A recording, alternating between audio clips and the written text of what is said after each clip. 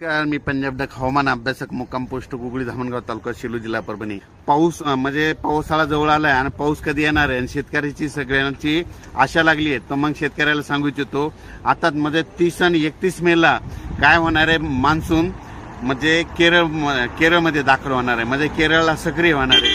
पण 30-31 मेला सक्रिय झाल्याच्या नंतर म्हणजे 1, 2, 3 जूनला केरळमध्ये 1 तारखेला येणार आहे आणि त्याच दिवशी मात्र महाराष्ट्रामध्ये 1, 2, 3 दरम्यान चांगला पाऊस पडणार आहे। म्हणून ही खास करून महाराष्ट्रातल्या शेतकऱ्यांनी 1, 2, 3 जूनचा अंदाज लक्षात घ्यावा, कारण की 1, 2, 3 जूनला महाराष्ट्रामध्ये बऱ्याच ठिकाणी पावसाला सुरुवात होणार आहे। मान्सून केरळात येणार आहे 1 तारखेला, पण पाऊस मात्र महाराष्ट्रात देखील सुरू होणार आहे। म्हणून हा अंदाज लक्षात घ्या।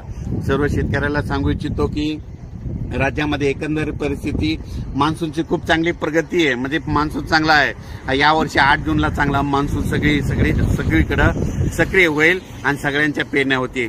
आणि परत एक शेतकऱ्याला सांगू इच्छितो, शेतकऱ्यांनो मान्सूनचा पाऊस पडल्याच्या नंतर जूनमध्ये पाऊस पडल्याच्या नंतर जमिनीमध्ये जर एकही ओल गेली तरच तुम्ही जमिनीत पेरणीचा निर्णय घ्यावा, अन्यथा पेरणीचा निर्णय घेऊ नका। काय होतं, शेतकरी काय करतात, थोडा पाऊस पडला की गडबड करतात, म्हणून हे अंदाज लक्षात घ्या। मात्र 8 जूनला मात्र मान्सून चांगला आपल्या महाराष्ट्रामध्ये सक्रिय झालेलं दिसतं। पोषक परिस्थिती इतकी चांगली आहे म्हणून हे अंदाज लक्षात घ्यायचा। खरं तर पाऊस लवकर येणार होता, पण अचानक काय झालं, बंगालच्या खाडीमध्ये म्हणजे आज एक चक्रीवादळ तयार झालं आणि ते बांगलादेशकडे जाणार आहे, त्याच्यामुळे थोडा रेंगाळा होणार आहे। परंतु 1 तारखेला मात्र केरळमध्ये मान्सून दाखल झाल्याच्या नंतर 1, 2, 3 जूनला महाराष्ट्रात देखील पाऊस सुरू होणार आहे, म्हणून हा अंदाज लक्षात घ्यायचा। परत शेतकऱ्याला अचानक वातावरणात बदल झाला तर कोणत्या दिवशी नेमका पाऊस येणार आहे हे अंदाज दिला जाईल।